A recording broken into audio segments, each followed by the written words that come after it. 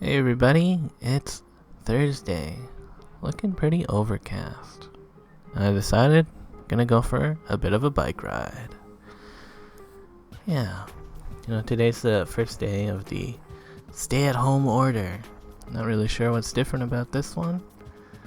Pretty much seems like, if you deem it necessary, you can go outside and, get some exercise, biking around. It felt necessary to me today. Crossing over the Don Valley, you can see the traffic looking pretty light. And gonna keep heading east along the Danforth.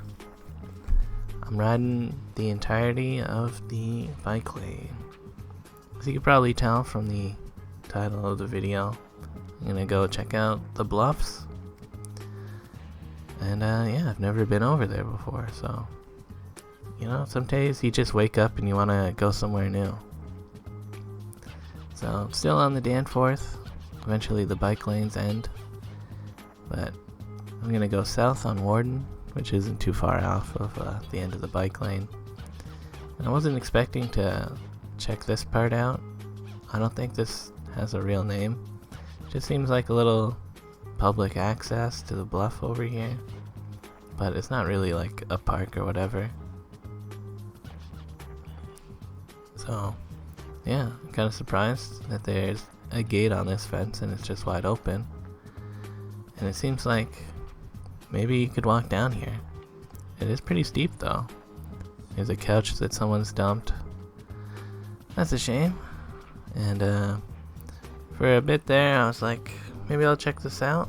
But after taking a couple steps down into it, and feeling how loose the ground is and slippery all the leaves are down here, it's like, I got other places to be. And then before I left, I wanted to look over this fence and see what this is. It's the Toronto Hunt, which I guess is a private golf club. I don't know, it seemed kind of douchey, but whatever. So gonna continue riding through this neighborhood. There's some signs up for the waterfront bike trail system. And every now and then come across a park and I'd peek over the fence. This park is pretty bland. It's just a little field and some trees. So it's kind of neat to see how many people live on top of the bluffs. You'd have to think these people would be worried about having their homes fall off the cliff because it erodes and stuff. But after looking into some research, or reading the Wikipedia, there has been cases where there's someone's cottage or whatever, eventually it winds up right on the edge of the cliff, and they actually built artificial beaches and planted trees down there to help stop it eroding. So maybe they're not too worried about it. Anyways, this is Harrison Properties. They had a few trees in here that are decorated, I guess, in memories of someone's mother. That's kind of sad. Anyways, I guess there's the Scarborough sign, or a Scarborough sign. And you know how it is. Gotta take a picture in front of a Scarborough sign. So, just keep following the trail until I came to the Rosetta McCain Gardens. Apparently there's no bicycles allowed in here, but surely they mean no bike riding. So I just walked through it. And no one's really here, so no one cared either way, I guess. Seems like a nice garden. I bet there's probably water fountains and shit run into in the summer, but I didn't see any of that. There's a whole other section of this park, but I just wanted to get back to the road and, over to the bluffs. But, I don't know. It's probably nice over there.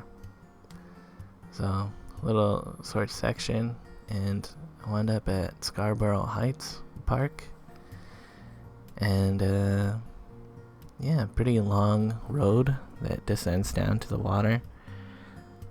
I believe one of the highest bluffs is about 90 meters.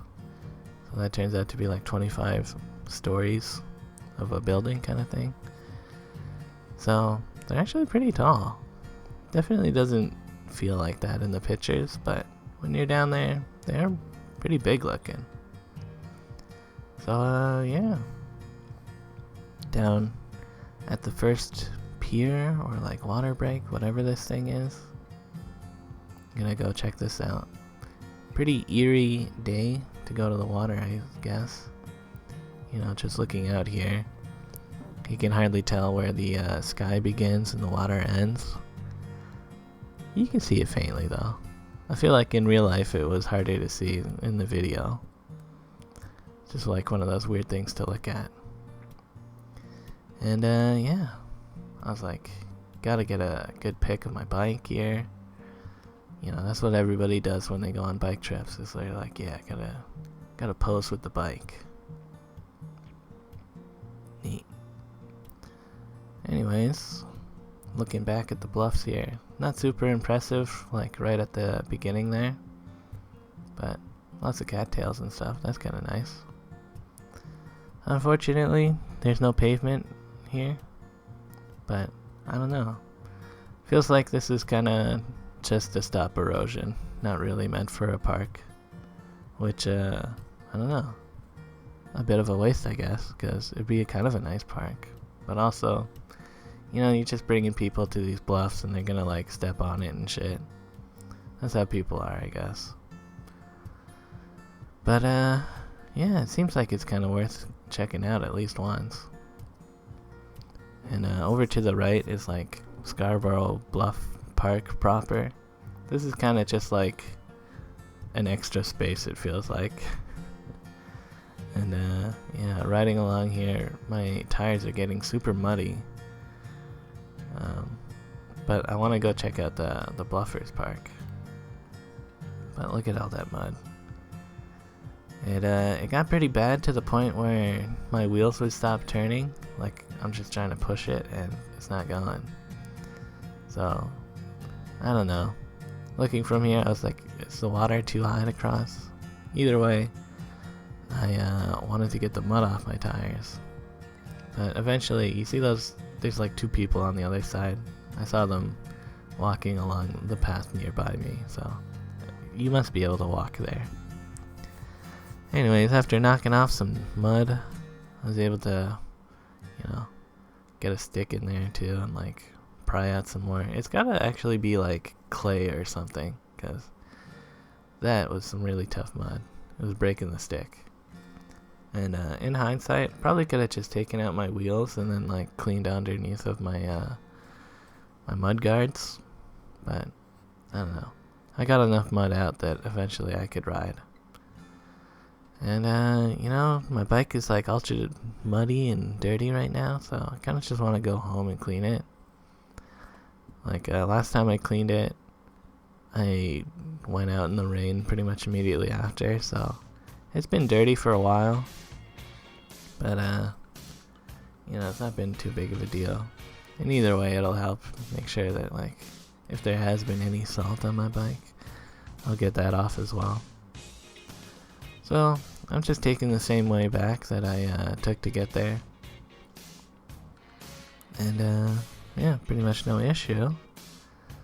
I did have to make a few adjustments to my fenders because like I don't like how they're attached to my bike. The screws and stuff, they come loose or get bent and like rub on the tires. Kind of a pain. And yeah, past the Zamboni on my way back. Kinda neat to see. And a cute dog. So yeah. Felt like it was about an hour-long bike ride to get over there. Kind of a shame, I guess I didn't spend more time over there, but I forgot my sketchbook. It probably would have been nice to just like hang out and sketch something, but whatever. You know, it just means I'll have to go back there one day, and you know, it's kind of nice to have a spot. A to-do list of places to visit. As well as Taylor Creek Park that's like, I don't know, it's over there. I don't spend much time over there, so I'll have to go back. Anyways, you can see how muddy my bike was. I went in and ate a sandwich and like took a little bit of a break. And eventually came back out to see what's going on here.